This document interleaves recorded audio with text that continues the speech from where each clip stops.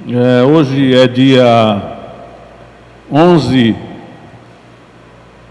de novembro de 2020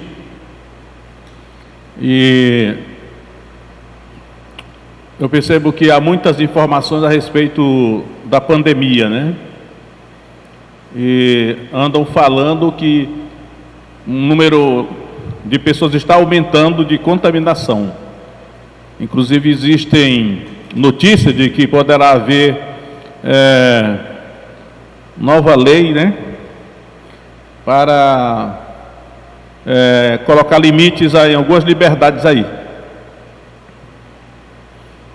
Mas cada um tem a fé que tem, né? Eu tenho a minha fé, mas ninguém é obrigado a ter a fé que eu tenho, né? Então os irmãos estejam atentos aí para ter um equilíbrio, né, sobre essa questão das notícias, porque acredito que os governos estão tratando com seriedade essa questão aí. Ao mesmo tempo, a questão pessoal, ela compete a nós, né? O nível de fé que nós temos para termos confiança em Deus, que só Deus realmente é capaz de nos guardar. Mesmo que nós tivemos todas as precauções, usando máscara, ficando em casa, ou não tendo contato com ninguém, mas isso não garante 100% que estejamos livres, né, do contágio, da contaminação. Mas cada um anda na fé que tem, né? Então os irmãos estejam aí preparados para enfrentar. Nós não sabemos o que vai acontecer pela frente, estamos tendo culto hoje, não sabemos quando é que vai ter novo culto, porque na nossa mente esperamos que continue tendo culto, né? Mas se não tiver, teremos que arranjar maneiras alternativas de não deixar de cultuar a Deus, né? Então, quero avisar os irmãos, ou lembrar que o próximo domingo haverá eleições, né? Eleições no próximo domingo, dia 15. Naturalmente os irmãos estão aí já informados disso. Já se sabe que domingo pela manhã aqui não haverá nenhuma atividade. Eu mesmo estou me preparando para votar, né? Todos nós estamos nos preparando para votar. Espero que os irmãos estejam conscientes como irão votar. Cada qual tem o seu interesse, né? Tem a sua motivação para votar no candidato A ou B.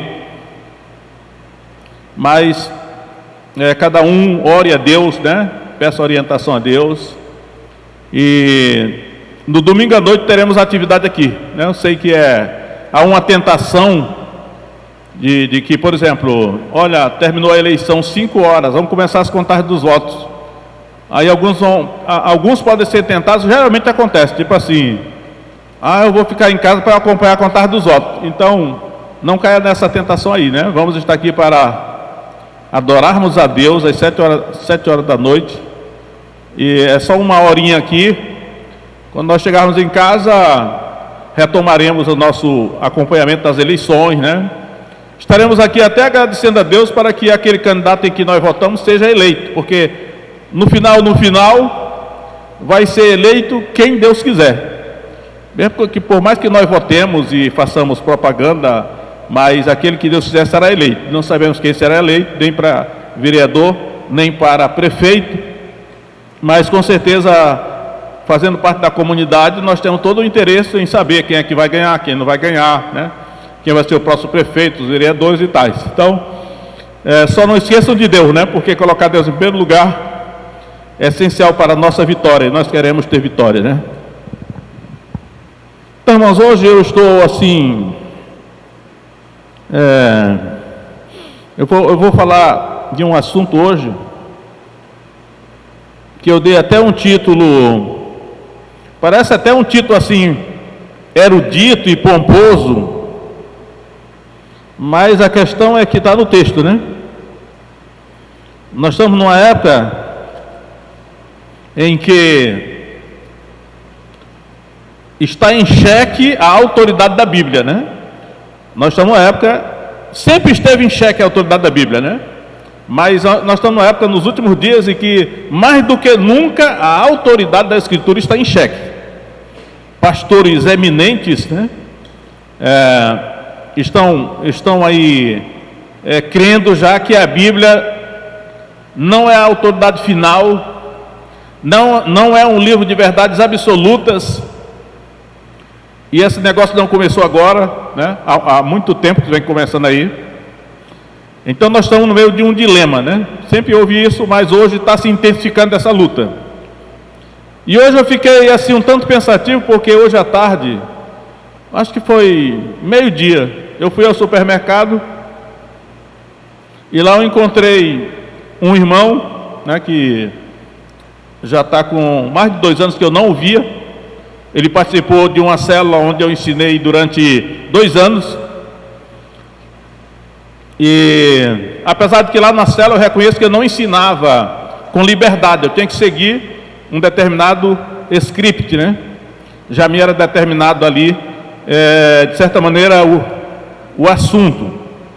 Mas eu fiquei chocado porque aquele irmão hoje me parou lá no supermercado. E aí ele disse: pastor, hoje eu estou numa outra igreja. Eu digo: como é que é essa igreja? Ele começou a me dizer. E aí eu fui perguntando a ele. Eu fiquei assim estarrecido de tanta heresia. Ele entrou numa heresia. E ele começou, ele parece que estava cheio daquilo. Eu percebo que foi feito quase que uma lavagem cerebral nele. E ele foi dizendo tanta heresia. Eu fiquei olhando para ele assim. Talvez se fosse no outro tempo eu teria repreendido, né? Mas aí hoje, o mais experiente, eu percebi que ele estava inabalável naquelas convicções. Eu fiquei só olhando para ele. Eu falei assim: você está feliz lá onde você está? Ele disse: estou. Eu digo: então fica lá mesmo. Mas toda a heresia que ele disse, todo ponto doutrinário errado que ele me falou ali, eu poderia ter refutado na hora. Mas eu não quis, porque eu digo: ele vai querer brigar comigo, eu não vou querer debater comigo aqui. Mas eu fiquei assim preocupado com os irmãos daqui, porque hoje nós estamos vivendo em grande parte um evangelho não doutrinário, né? É um evangelho não doutrinário. Essa expressão não é minha, é de um biógrafo do Spurgeon, que é considerado o príncipe dos pregadores, e ele era um pastor batista, como eu também sou. E ele disse: olha, nós estamos na época moderna, onde nós estamos vivendo um cristianismo não doutrinário. E muitas vezes eu venho pregar aqui, às vezes eu fico pensando assim: eu deveria pregar doutrina, porque a minha área é doutrina, é o meu dom. Mas se eu pregar doutrina, de repente os irmãos não vão entender, ou não vão se interessar, porque alguns acham que doutrina é uma coisa monótona, né? E não contribui para que venham as multidões. Mas eu percebo que todas as seitas, elas são doutrinárias. Todas as seitas são doutrinárias. Elas pegam as pessoas na doutrina, porque na doutrina é que fixa na mente da pessoa o ensinamento certo, os valores certos, que nunca serão esquecidos. Então esse cristianismo que nós estamos vivendo hoje, em grande parte na igreja brasileira, por exemplo, um cristianismo não doutrinário, é muito fraco, produz crentes fracos. No embate com as seitas e com as heresias, os crentes não doutrinários são facilmente engolidos, né?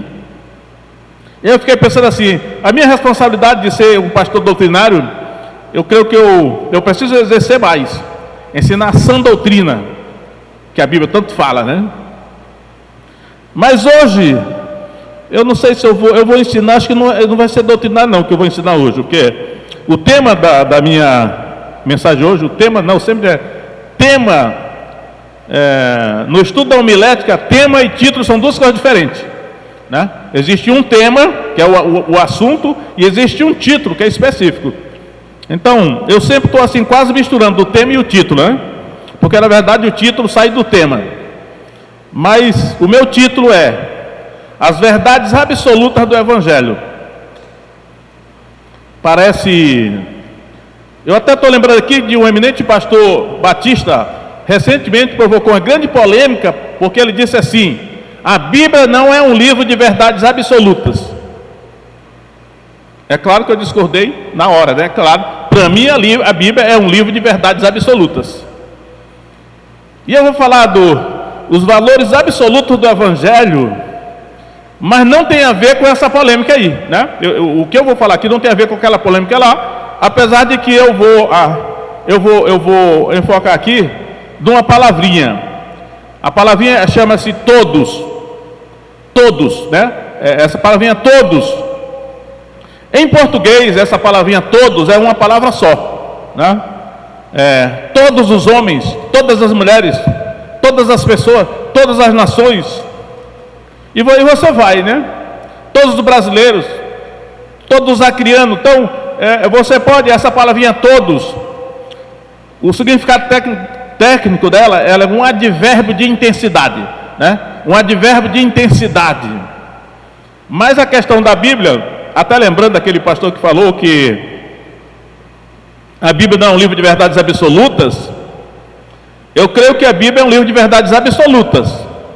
O problema é nós conseguirmos encontrar isso na Bíblia, ou ter argumentos legítimos para defender isso, né?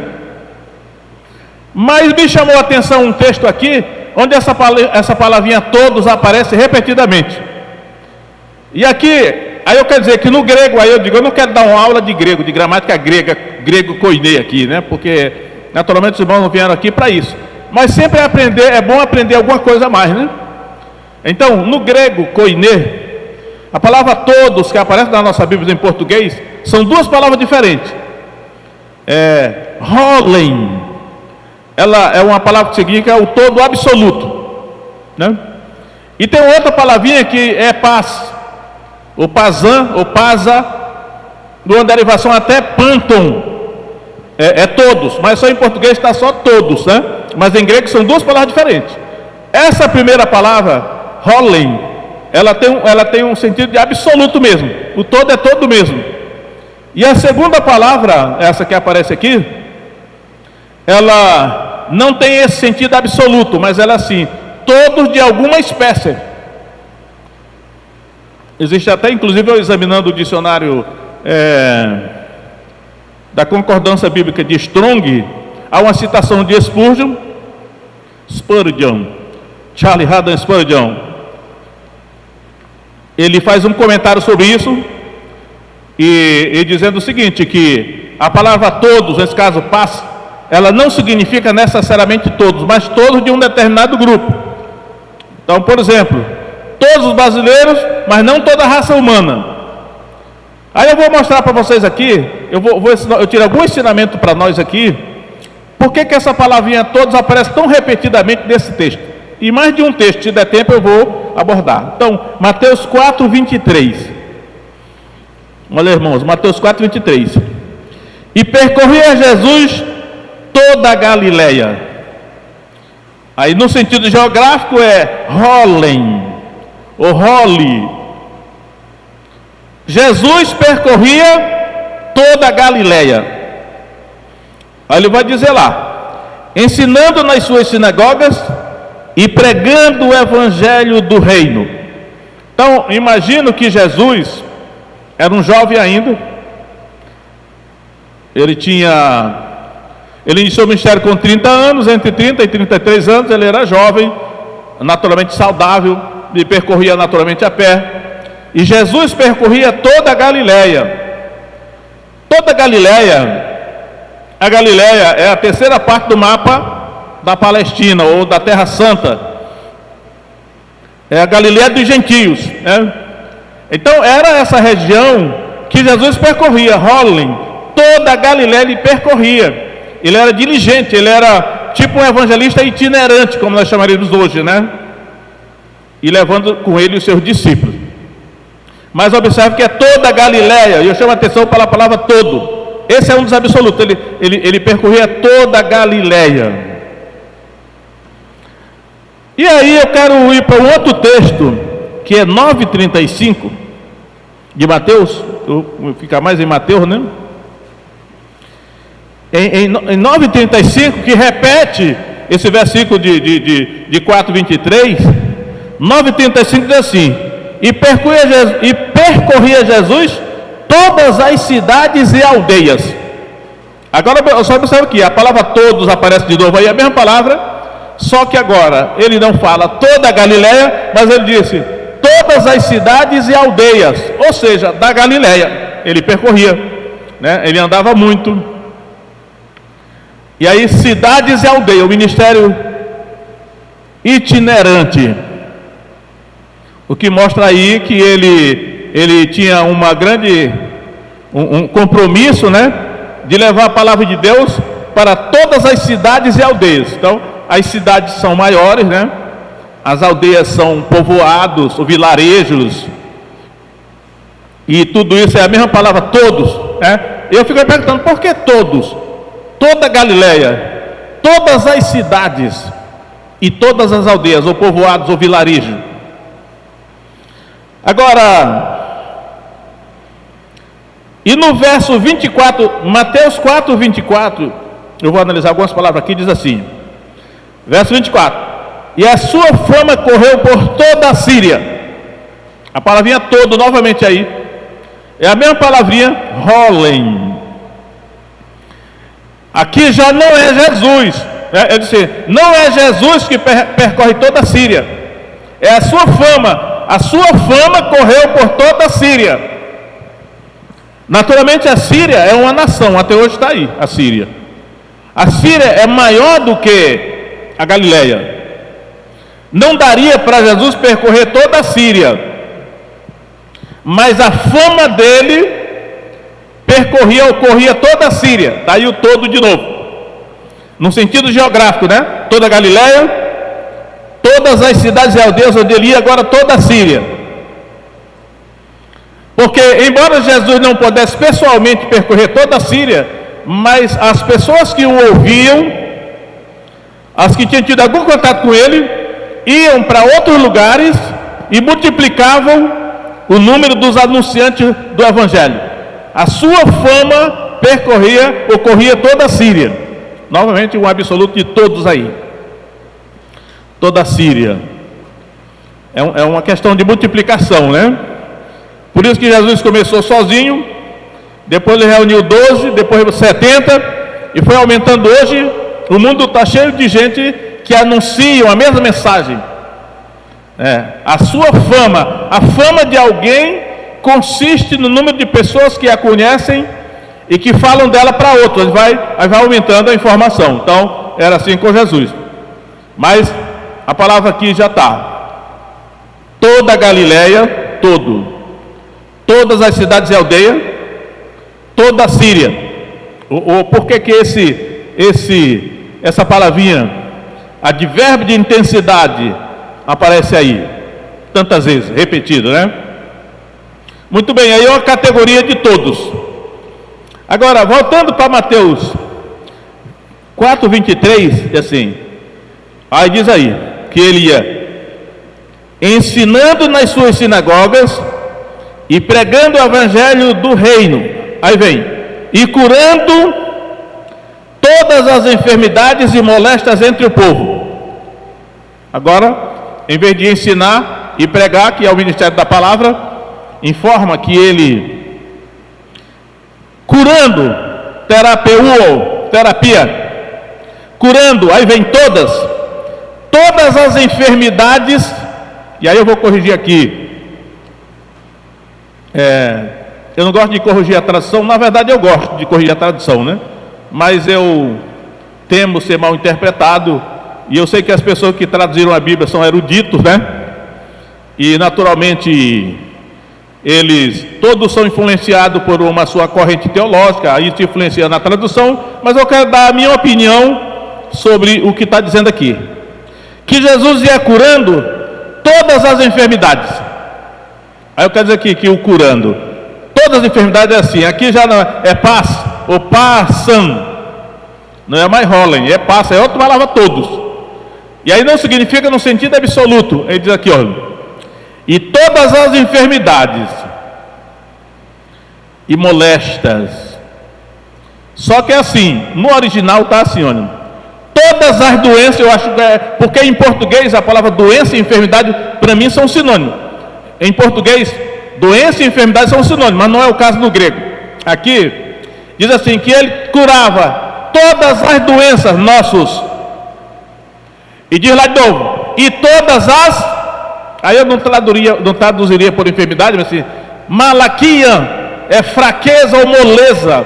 Eu sempre digo assim, malaquian, como asteneia, significa fraqueza, ou moleza, o corpo está enfraquecido, parece assim, uma fase pré-doença, né? Olha, hoje eu não estou nem com vontade de sair da cama, porque eu estou me sentindo o corpo sem força, literalmente a fraqueza ou moleza, fragilidade.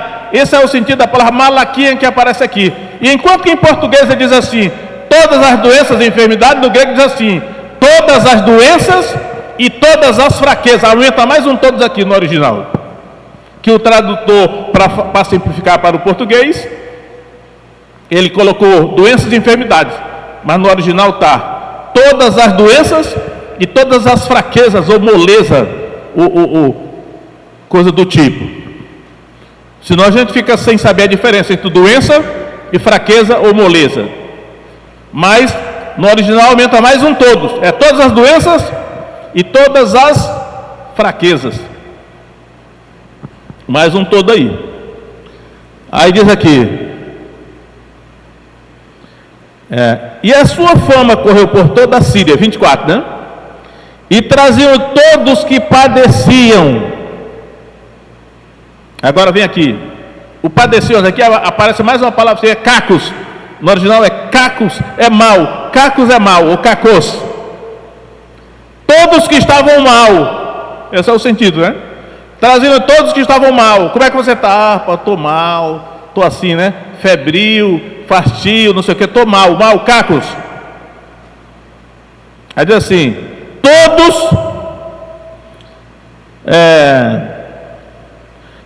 que padeciam, acometidos de várias enfermidades. A enfermidade de novo aqui. E aqui eu acredito que a enfermidade é nossos, doença. E aparece uma palavrinha diferente aqui, olha. E tormentos, basanos, agora é basano, tormento, sabe o que é tormento?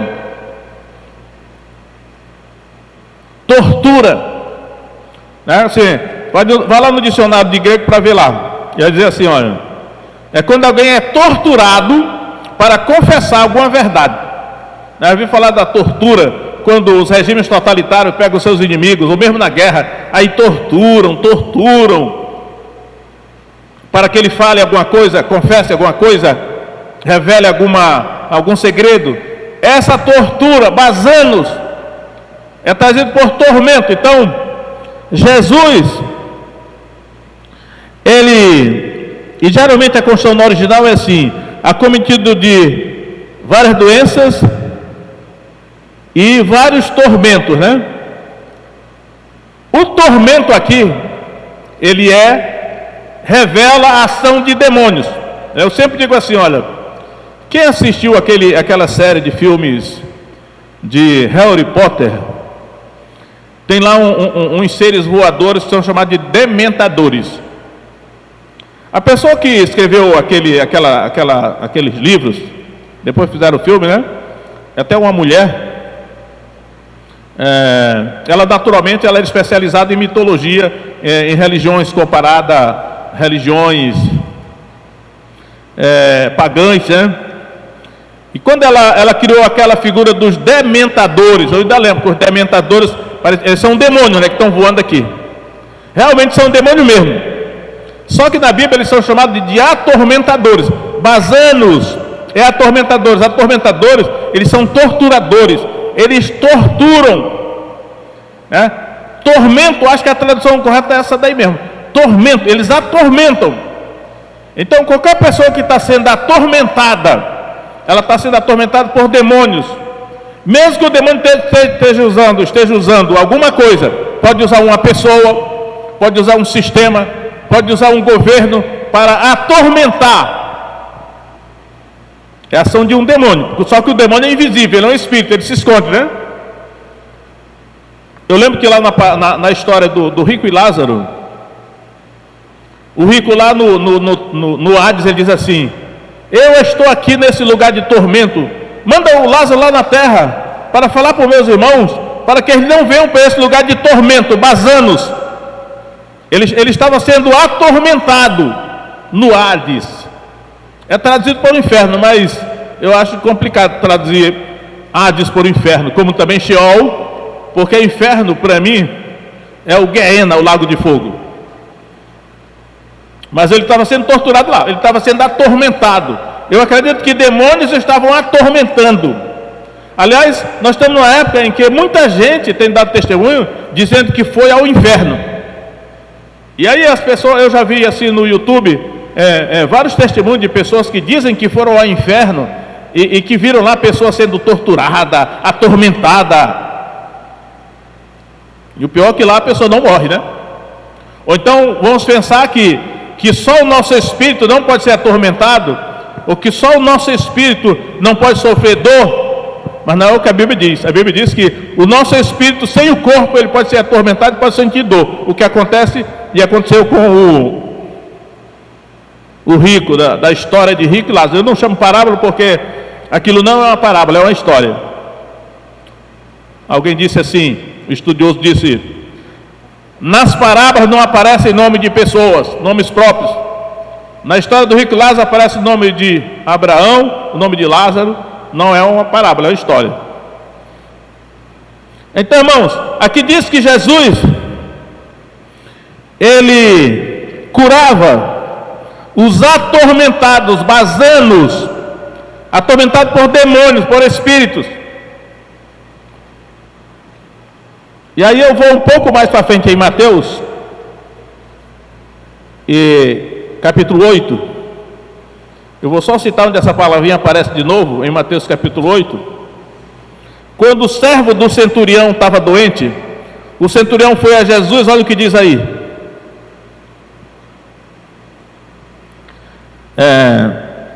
Mateus 8, verso 6, só o verso 6 que eu vou ler, olha.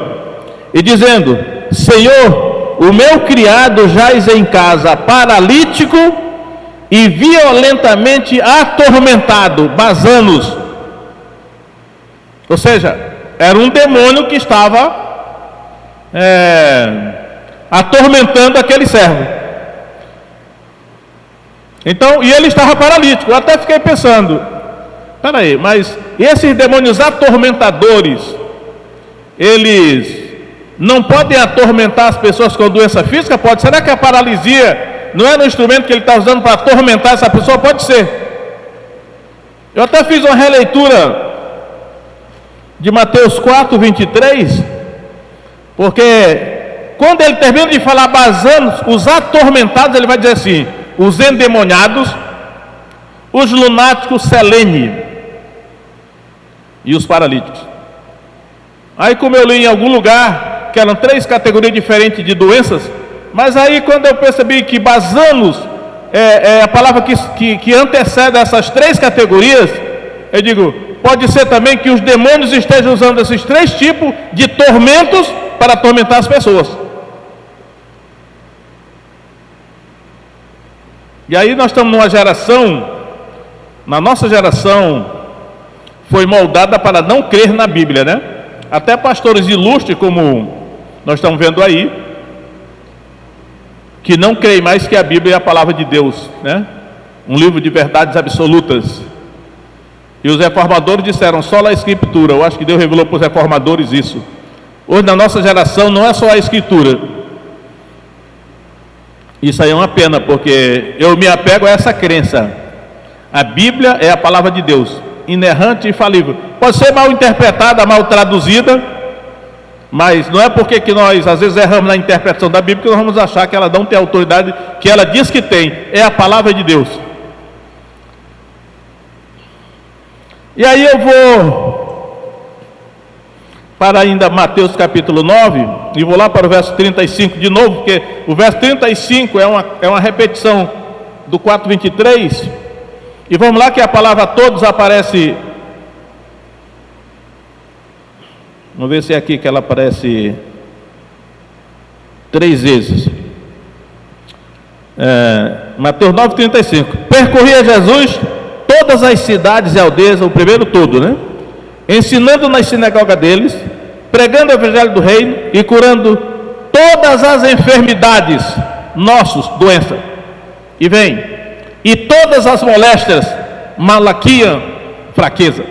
Então aparece 3 vezes a palavra todo em grego, embora só apareça 2 vezes em português, né? Chamando atenção para os absolutos do evangelho. Por que os evangelistas, principalmente Mateus aqui, usa tanto a palavra todos? E ainda, irmãos, em Mateus capítulo 14, a história mais conhecida daquela travessia que Pedro andou sobre as águas, né, em Mateus 14, mas eu quero ver o final daquela história. É Mateus 14, 34, olha aí. Diz assim, Mateus 14, 34. E tendo passado para o outro lado, chegaram à terra de Genezaré.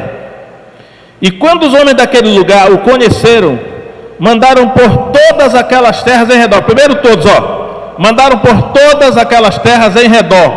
Aqui todas aquelas terras em redor. Eu creio que é Hollen aqui. Aí vem. E trouxeram-lhe todos que estavam enfermos. Eu creio que é cacos aqui, mal. Estavam mal. Estavam mal porque estavam doentes, né? Todos. Aí diz assim: e rogavam-lhe que ao menos ele pudessem tocar a orla da sua roupa. E todos que a tocaram ficaram sãos. Novamente o todos aqui, olha. Todos que tocaram nas vestes de Jesus ficaram curados. E aqui esse irmão que eu encontrei hoje disse assim para mim: pastor, lá na nossa igreja nós não acreditamos na cura.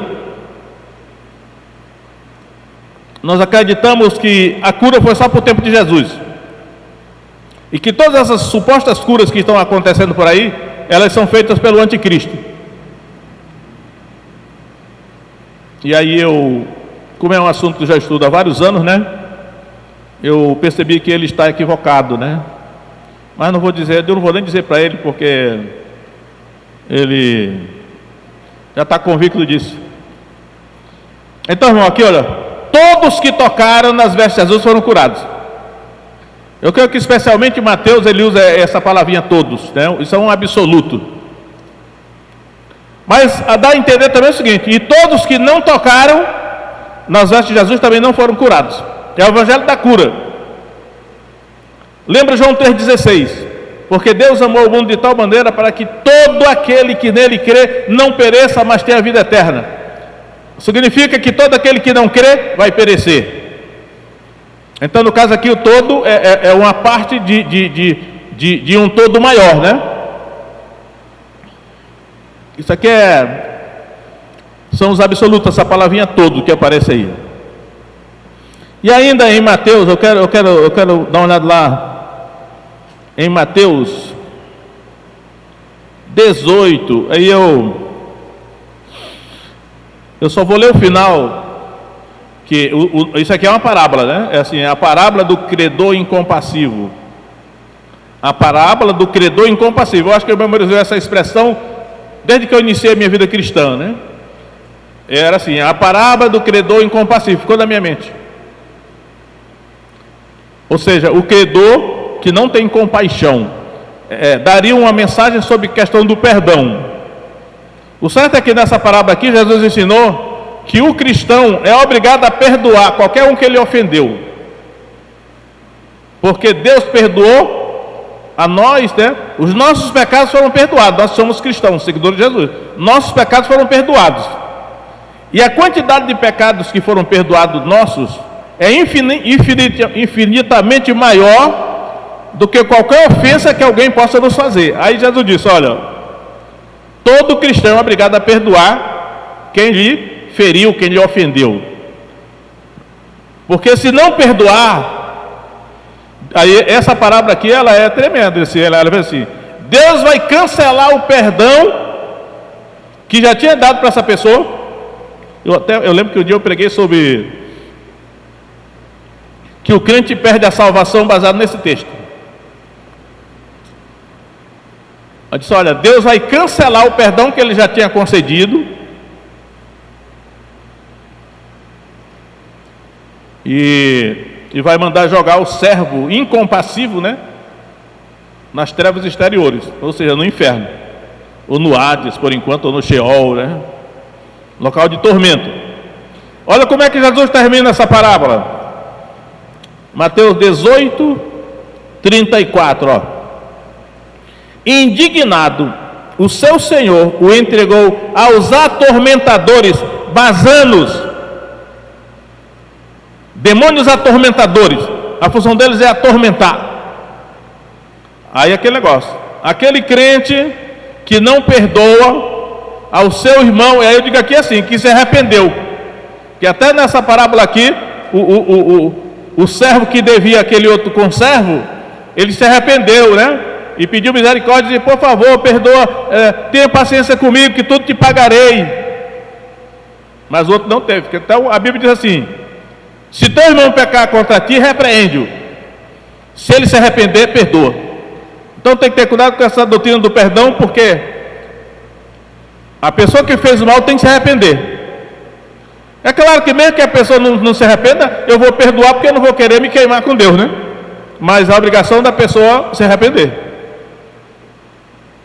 Então, mas aqui aparece, irmãos, aí vem, olha, esse servo que não perdoou o seu irmão, mesmo que ele tenha se arrependido, ele foi entregue aos atormentadores, basanos, demônios atormentadores. Eu acredito que tem muito crente sendo atormentado por demônios, porque não perdoou o seu irmão. Aqui está dizendo é seu irmão, ó.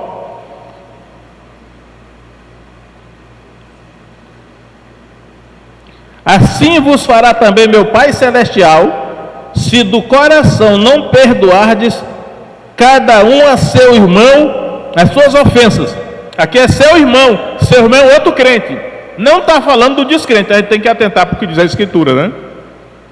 São duas coisas diferentes. Uma coisa é a questão com o lado de fora, outra coisa é a questão com o de dentro da família da fé. É totalmente diferente. Então, irmãos, mas eu vou parar por aqui, porque eu creio que a conclusão disso tudo é que, respondendo aquele meu irmão que eu encontrei hoje lá no supermercado, que está com a cabeça feita por uma série de heresias, que alguém fez a cabeça dele com heresia, porque ele não conhece o suficiente, e que ele falou assim: hoje, na nossa igreja, ninguém fala em cura não, porque nós não acreditamos, porque as curas foi só no tempo de Jesus. Todas as curas que tem hoje aqui é o anticristo que está fazendo. Aí citou até Apocalipse 16, né, que eu conheço. Apocalipse 16 diz assim: vi sair da boca do dragão, da boca da besta e da boca do falso profeta 3 espíritos semelhantes a rãs. São espíritos de demônios que fazem prodígios e vão ao encontro dos reis de toda a terra para congregá-los para a batalha do Deus Todo-Poderoso, que é a batalha do Armagedon. Mas isso ainda não aconteceu, está longe de acontecer. Mas é muito fácil manipular a mente de quem não conhece a Bíblia, né? Porém, nós cremos na cura, porque grande parte das vezes que Jesus curou, ele curou por misericórdia. Ele teve compaixão, encheu-se de compaixão. Será que Deus não se compadece mais? Jesus não se compadece mais de ver pessoas sofrendo, atormentadas por demônios? Ele se compadece, porque ele não muda, né? Nem Deus. Malaquias diz: eu, o Senhor, não mudo, eu, Jeová, não mudo, por isso vós não sois consumidos, ó filho de Israel. Hebreus 13:8, Jesus Cristo é o mesmo ontem, hoje e eternamente. Então Deus não muda, embora ele possa mudar alguma maneira de agir, por causa das dispensações, né? Mas ele não perde a sua compaixão e a sua misericórdia. Se ele sentiu compaixão e misericórdia para curar todas aquelas pessoas, libertar todos aqueles que estavam sendo atormentados por demônios, ele pode não fazer muito hoje, porque nós aqui não cremos. Porque é mais difícil crer na cura do que crer no perdão dos pecados. Ele já disse isso, né? Então, eu quero orar aí pelos irmãos que estiverem, olha, todos os doentes nossos, todos os fracos, o moleza, Malaquias, todos os atormentados, basanos. Ele incluiu todas as categorias, de gente que sofre na mão de demônios e na mão de doenças, né? Pelo sim ou pelo não, é melhor a gente acreditar do que desacreditado. Então eu, por exemplo, eu vou crer e vou orar sempre pelos enfermos. Então eu pedi que os irmãos fiquem em pé. Os que querem receber a oração da cura, venham à frente, que nós vamos orar por vocês, né?